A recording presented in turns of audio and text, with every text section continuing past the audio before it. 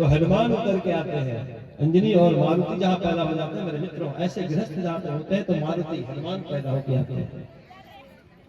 पर याद रखो ये संसार है, हर जगह दोनों बराबर नहीं मिलेगा। तब मैं कहता हूँ कयाधु और हिरण्यकश्यप अगर हो जाए, समझ रहे हो कयाधु कैसी थी? अगर माता ज्ञानी है, माता अगर ज्ञानी है तो भक्त बेटा पैदा हो सकता है, प्रहलाद पैदा हो जाएगा।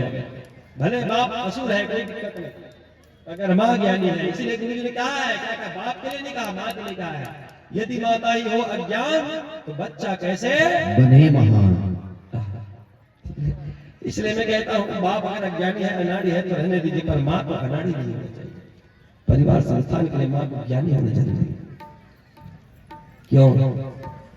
क्योंकि निर्माण कौन करते हैं? तो निर्माण करने वाली माताएं हैं, समझ रहे?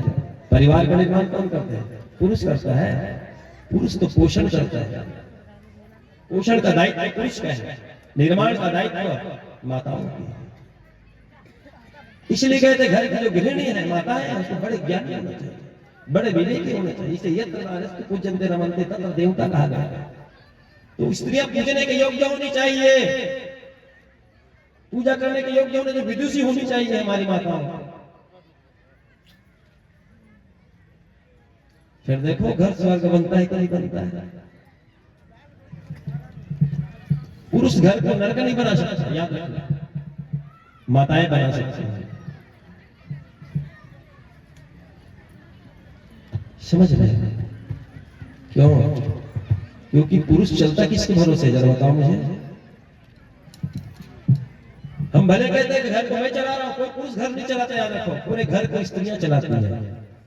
वो जो पुरुष कह रहा है ना कि मैं घर को चलाता हूं, पुरुष को भी स्त्री चलाती है। क्यों साहब? गलत तो नहीं कह रहा? आपको भोजन पका के कौन देते हैं? कौन देते हैं जी? आप में एक कप चाय बनाने की हैसियत नहीं है। और कहीं बहन जी गांव चली गई, मायके है 2-4 दिन के लिए, तो चाय बनाने की जो केतली है ना, वो 4 दिन तक साफ ही नहीं होगी। ठीक है? उसी में बार बार बनाओगे, उसी में बार बार बनाओगे, पूरा काला कलर ऊपर से रहेगा, भीतर में चाय की रबड़ी भी जमा रहेगा, चाय पत्ती का उसी में बना बना के आप पिएंगे मजबूरी में। ठीक है ना? ठीक है? वो भी पत्नी नहीं रहेगी तब मजबूरी में बनाओगे आप। आपकी पत्नी बीमार पड़ गई, ठीक है, थोड़ा सा बीमार, ज्यादा नहीं, सिर दर्द होने बेचारी मानो सिर के दर्द से परेशान है। आप में हिम्मत है कि आप चाय बनाकर अपने घर वाले को पिलाओगे? उस दिन के भोजन आप बनाओगे? परीक्षित जी आप इधर ध्यान दो, इधर मत दो, ठीक है? इसलिए आपको सामने बैठाया, मुझे एक आदमी की जरूरत है। क्यों भाई? पत्नी की थोड़ा सा सिर दर्द हो रहा है और आप चाय बना के पिला सकते हैं उसको, आप पी सकते हैं। सिर पे पट्टी बांध के चाय बना के पिलाते हैं आप। एकदम ज्यादा अस्वस्थ हो जाएगी तब बेचारी खाट पकड़ती है। समझ में आया बात? अन्यथा छोटे मोटे दर्द को ऐसे झेल देती है और सबके लिए खाना बना के खिला करती है। आपके अंदर हिम्मत है ऐसा? पुरुष ऐसा कर सकता है? और बल्कि थोड़ा सा दर्द हुआ तो बेचारी हाथ पर दबाना शुरू कर देती है। कभी दबाया आपने? पत्नी का सिर दर्द हुआ, हाथ पर दर्द हुआ, कभी दबाया? नहीं दबाया। अब मैं बता रहा हूं गृहस्थ कैसे होते हैं। एक बार चुनी कुसुम सुहाए, एक बार चुनी कुसुम सुहाए, एक बार चुनी कुसुम सुहाए, निज कर भूषण राम बनाए, निज कर भूषण राम बनाए, निज शिला फटिक शिला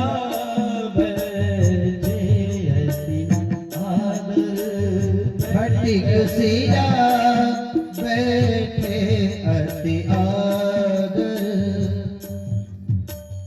राम पहिना वही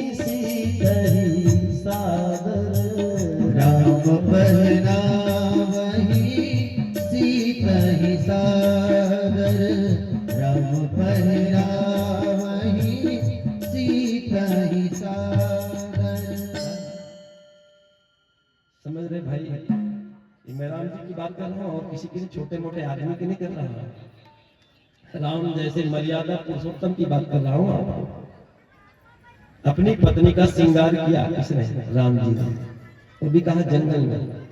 14 साल वनवास में जब गए थे तो दोनों पंचवटी में बैठे हुए थे, एक पत्थर के ऊपर बैठे हुए थे, लक्ष्मण जी थे नहीं वहां पे। तो राम जी के मन में आया सीता राजकुमारी बेचारी करीब हवेली से बाहर नहीं निकली थी, जंगल में बड़ पर विचार किया इनके मन को हमें संतुष्ट देना है, तो प्रसन्न रखना है, जंगल में भी मंगल पैदा करें। कैसे मंगल पैदा? राम जी ने अपने हाथों से फूल तोड़ा मेरे को। एक बार चुनी कुसुम सुहाए, अपने हाथ से फूल तोड़ा उन्होंने और पुष्प तोड़ करके अपने ही हाथों से उन्होंने उनकी बेनी के लिए गजरा बनाया, हाथों में बांधने के लिए गजरा बनाए, बहुत सारे फूलों की माला बनाकर, और राम जी ने सीता को अपने हाथों से सजाया। समझ रहे? अपने हाथ से पहनाया। दाम्पत्य की बात कर रहा हूँ। ऐसे दाम्पत्य जहाँ पैदा होते हैं वहां लव कुश पैदा होते हैं। कितना कौन आते हैं? लव कुश। वही लव कुश तो जो 7 साल की अवस्था में राम को चुनौती दिया। राम को चुनौती किसमें दिया? बल में भी दिया और विद्या में भी दिया। बल और विद्या बुद्धि दोनों से चुनौती दिया राम को। समझ रहे हैं ना? बल इतना अतुलित बलधामा, क्या हनुमान जी को जो कहते हैं अतुलित बलधामा, हनुमान जी को भी चुनौती दिया और उसको बांध के रख दिया। दोनों बालक हनुमान को बांध दिया रस्सी से, पटक दिया। अब बांध के कहां लेके चले गए? सीता के सामने लेके गए। सीता ने कहा अरे अरे बेटे तुमने इसकी क्या किया? ऐसे हरकत क्यों? तुमने मेरे तुमसे बड़ा, तुम्हारा बड़ा भाई मेरा पुत्र है हनुमान। क्या कहा? हनुमान मेरा पुत्र है। इसको बांध दिया, इसको खोलो। तो हनुमान जी हंस करते नहीं, मुझे अच्छा लग रहा है। उनकी चतुर्मुखी सेना को धूल चटा दिया मेरे मित्रों, छोटे से बच्चे। इतना बलवान, इतना वीर। और ज्ञान में राम जी के भरे दरबार में गए और क्या कहा? राम उत्तर दो। राम जी से क्या कहते? उत्तर दो। हे मर्यादा पुरुषोत्तम राम, तुमने मर्यादा क्यों छोड़ दी? असली सीता के फेर में नकली सीता के फेर में असली सीता क्यों छोड़ दी? हे राम उत्तर दे। तो राम जी को उत्तर देते नहीं बना, निरुत्तर हो गए थे राम जी। याद रखना, ऐसे होते हैं मेरे मित्रों, याद रखिए। तो मैं दाम्पत्य की बात कर रहा हूँ। दाम्पत्य कैसे है? पर फिर भी मैंने निवेदन किया, कोई बात नहीं, स्त्री पुरुष आज के जमाने में खोजने में मुश्किल से मिलेगा, पर अगर माताएं हैं, माताओं को सुसंस्कृत होना जरूरी है, माताओं को विदुष होना जरूरी है। फिर ध्रुव और प्रहलाद होने में कोई दिक्कत नहीं है। और फिर ध्रुव और प्रहलाद पैदा होगा मेरे को भगवान को धरती में उतारेंगे। ध्रुव प्रहलाद तो भगवान को धरती में उतारते हैं कि नहीं उतारते हैं? उतारते हैं। इसी खान के हीरे को संस्कार की परंपरा है धरती, याद रखना, ये हीरा है। समझ रहे हैं? गुरु जी कहते थे बेटा ये हमारा गृहस्थ आश्रम हीरे की खदान, हीरे की खदान, रत्नों की खदान है, नर रत्नों की खदान है हमारा गृहस्थ। और ऐसे नर रत्न में आज कोयला निकल रहा है, एक उल्टा हो गया ना। और कोयला निकलता है तो क्या करते हैं महाराज? क्या करता है? जहां जाता है वहां कालिक लगाता है, नहीं लगाता है? कुल खानदान को बदनाम करता है कि नहीं करता है? तो कोयला निकलता है, ये ठीक नहीं है, हीरा निकलना चाहिए। हीरा फिर से गढ़ने के लिए, इसलिए परम पूज्य गुरुदेव ने कहा बेटा देखते निर्माण, मतलब व्यक्ति का निर्माण कहां से शुरू होगा? तो अपने से खुद का निर्माण करेगा। तो स्त्री पुरुष को संस्कारित होना बहुत जरूरी है, तब नर रत्नों की खदान इस धरती से निकलेगा मेरे मित्रों। और धरती देखते देखते फिर हमारा भारत में फिर से उस जगत गुरु के स्तर पर पहुंचते हुए चले जाएंगे। गुरु जी की कल्पना को सपना नहीं, सपना तो हम लोग देखते हैं, गुरु जी की स्कृति को समझ रहे हैं। हमें चार चांद लगाना है, हम लोगों को आगे बढ़ाना है, ठीक है? पीछे नहीं मुझे देखने लगे, बाजी मार जाएंगे। समझ रहे हैं? बाजी मार जाएंगे। सबको अवसर दिया था 100 योजन समुद्र को लांघने के लिए, ऐसा नहीं कि हनुमान को ही अवसर दिया था, ठीक है। सभी वानर सेना वहां पे खड़े हुए थे, पर किसी की हिम्मत नहीं थी किसी के अंदर में कि 100 योजन की समुद्र को पार करने की हैसियत रखे। एक ने तो कहा जा तो सकता पर आने में भी संशय रखा, और हनुमान जी ने कुछ नहीं कहा, बस लीलो लांघाऊं जल निधि खारा। अरे इसको तो मैं ऐसे निकल जाऊं साहब, ये क्या है छोटा सा समुद्र, क्यों गोपद सिंधु अनल सिंधुराई जल सुधार करे मिटाई। जिस परमात्मा की कृपा से समुद्र गाय के खून के बराबर हो जाता है और विष अमृत हो जाता है, ऐसे परमात्मा के मैं दूत हूं। ये समुद्र किस काम का है, कुछ भी नहीं है, इसको ऐसा निकल जाऊंगा पी जाऊंगा। और उड़ गए तो हनुमान जी, समझ रहे हैं, बाजी बाजी ऐसे ही समय हमारे और आपके लिए आया है। आप खड़े हो जाओ। संस्कार की परंपरा जिस दिन से उठ गई, उस दिन से ही नर रत्न की खदान लुट गई। संस्कार की परंपरा जिस दिन से उठ गई, उस दिन से ही नर रत्न की खदान लुट गई। उस दिन से ही नर रत्न की खदान लुट गई। उस दिन से ही नर रत्न की खदान लुट गई। संसार की परंपरा जिस दिन से उठ गई, उस दिन से ही नर रत्न की खदान लुट गई। संसार की परंपरा जिस दिन से लुट गई, उस दिन से ही नर रत्न की खदान लुट गई।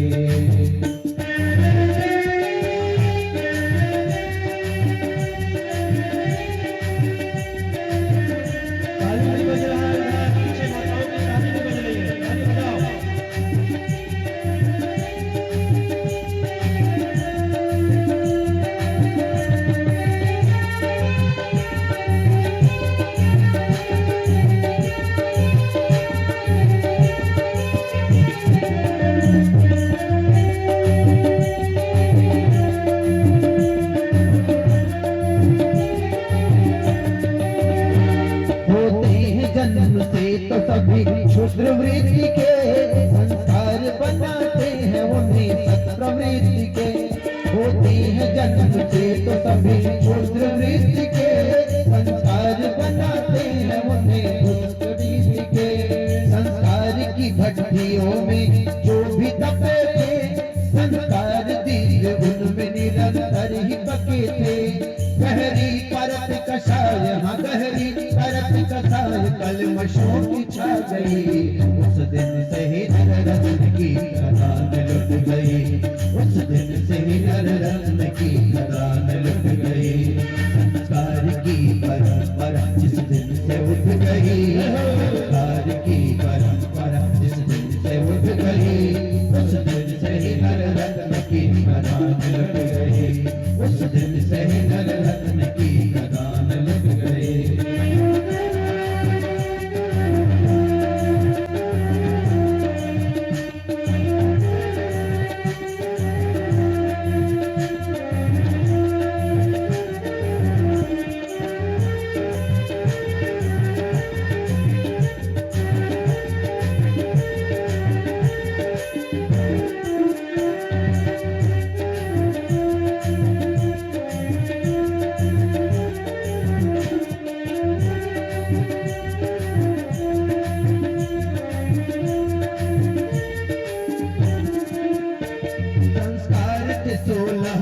निर्माण के लिए ये सीढ़ियां थी व्यक्ति के उत्थान के लिए। संस्कार थे 16 शुभ निर्माण के लिए, ये सीढ़ियां थी व्यक्ति के उत्थान के लिए। जो शक्तियां सोई हैं संस्कार जगाते, उत्कृष्ट प्रेरणाएं भी संस्कार उठाते। संस्कार घट गए तो संस्कार घट गए तो प्रेरणा भी घट गई। उस दिन से ही नर रत्न की खदान लुट गई। उस दिन से ही नर रत्न की खदान लुट गई।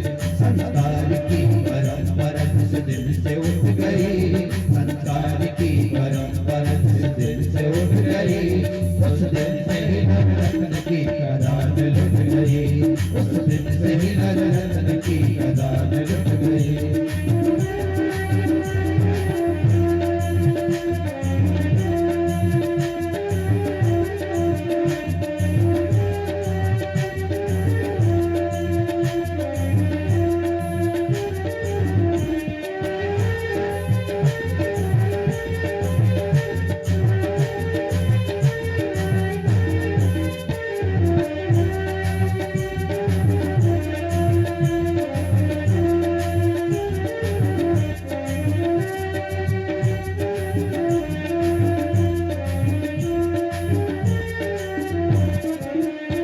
प्रहलाद ध्रुव लव कुश संस्कार ने दिए, माता मदाल सा किया तुझे नहीं किन्हें।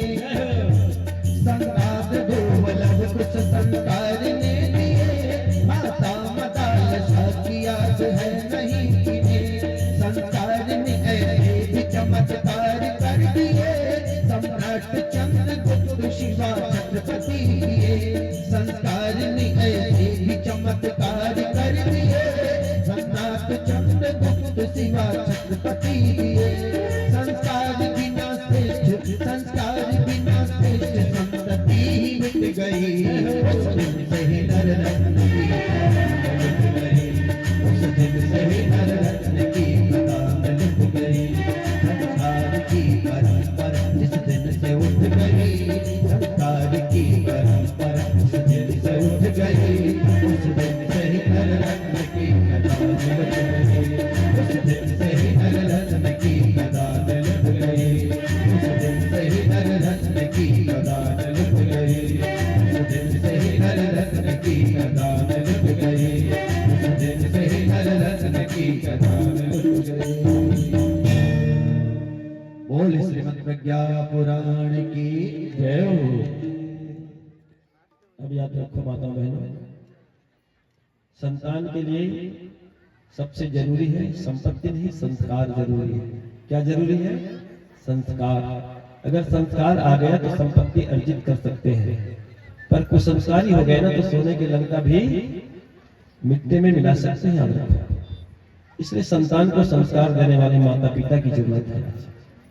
तो माता पिता आधार बनता है, आधार स्त्री पुरुष तो विदुषी होने चाहिए।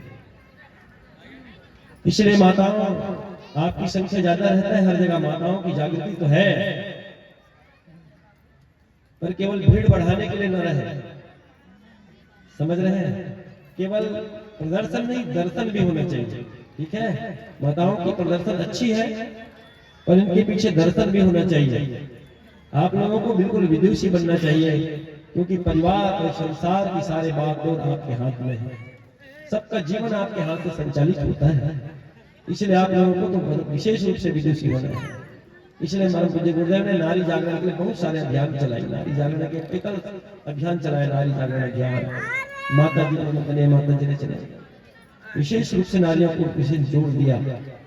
बेटा नारी बदल गई तो सुनिश्चित जाग गई नारियां तो युग जाग जाएगा।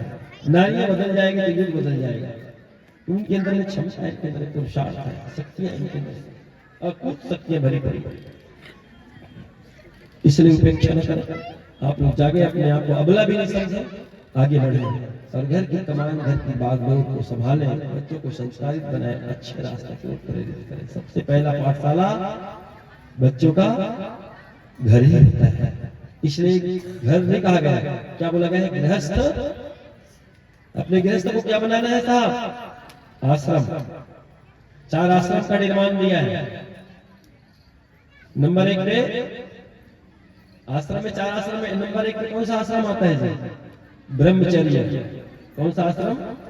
जिसे 4 युग का बताया ना, नंबर 1 पे सतयुग आता है। वैसे ही आश्रम में भी नंबर 1 पे जो आश्रम आता है उसका नाम है ब्रह्मचर्य आश्रम। दूसरा नंबर पे आता है गृहस्थ आश्रम और तीसरे नंबर पे वानप्रस्थ और चौथे नंबर पे संन्यास आश्रम आता है। समझ रहे हैं ना? पर ये चारों आश्रम हमारे गृहस्थ से ही संचालित होता है। कहां से संचालित होता है? गृहस्थ से। गृहस्थ आश्रम, इसलिए धन्यो गृहस्थ आश्रम कहा है। गृहस्थ आश्रम को धन्य कहा है, क्योंकि तीनों आश्रम का आधार शिला है वह गृहस्थ। इसलिए गृहस्थ आश्रम को मजबूत करना अति आवश्यक है। और तब गुरु जी ने फिर से सूत्र दिया, मैं बार बार इसको रिपीट कर रहा हूं इसलिए ताकि आपके ध्यान में रहे। ज्ञान यज्ञ की ज्योति जलाने क्या कहा है, हम घर घर में जाएंगे। क्योंकि घर माने गृहस्थ, बेटा गृहस्थ को मजबूत बनाना है, समझ रहे, गृहस्थ को क्या बनाना है, मजबूत बनाना है। मैं निवेदन करूं इसको आप लोग अन्यथा या अलग न समझे। जितना ऊर्जा हम, अच्छी बात है कि सामूहिकता में होनी चाहिए, पर यही ऊर्जा हम अगर घर घर में लगाएं, सब लोग मिलकर अपने गांव को पकड़े, एक मोहल्ला में लगाएं, घर घर में लगाएं, तो गुरु जी का जो विचार है, क्योंकि गुरु जी के विचार से हमारा विचार ज्यादा नहीं है। गुरु जी ने क्यों कहा कि घर घर में जाने के लिए क्यों कहा? ये तो मीडिया का जमाना है, एक जगह से प्रसारित हो जाएगा पूरा मीडिया के, ठीक है। पर गुरु जी ने ऐसा नहीं कहने बेटा हमें घर घर जाना है, ढानी ढानी जाना है, गांव गांव पहुंचना है, कि घर घर में पहुंचना है, तब लोग जागेंगे। हमें गृहस्थ को संभालना है। वो मीडिया से, प्रसारण यंत्र से नहीं होगा, आपके प्यार से होगा। किसने कहा है? आपके प्यार से होगा। मीडिया प्यार नहीं दे सकता, याद रखिए। प्रसारण तो कर सकता है और वो आपके अंदर में प्यार नहीं दे सकता, आपके अंदर में प्राण नहीं भर सकता। प्राण तो आदमी भरेगा भैया, समझ रहे? एक साधक जाएगा, वही तुम्हारे अंदर प्राण चेतना को जगाएगा। गुरु जी की बारी बारी कर तीक्ष्ण सोच थी मेरे मित्रों, सोच को हम लोग समझ नहीं पा रहे हैं और नहीं उस और हमारा ध्यान है।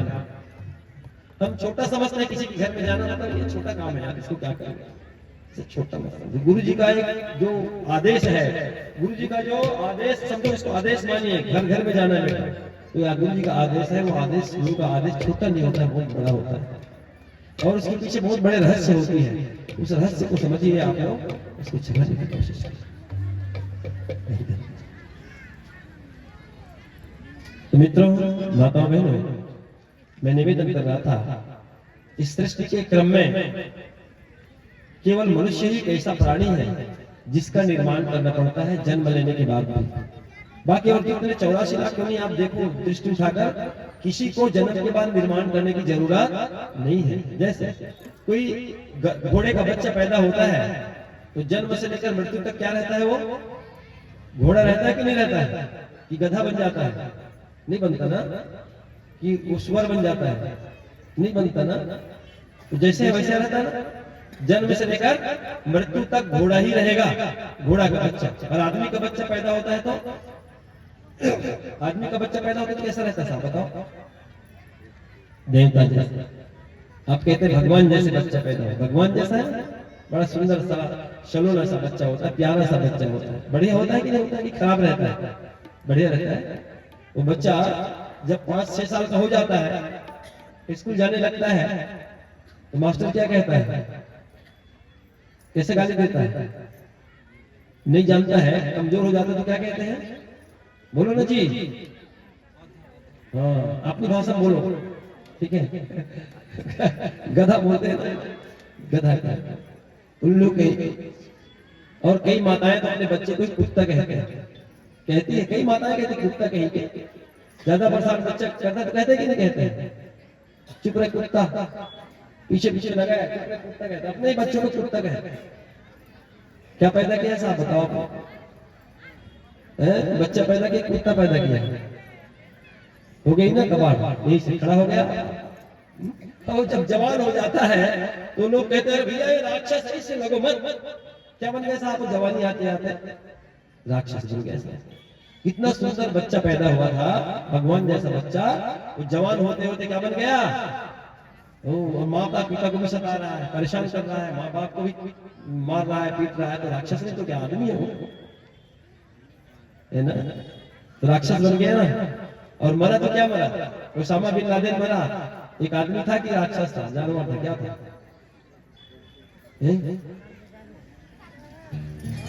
ऐसे आतंकी लोग जो मरे हैं, मारे गए हैं,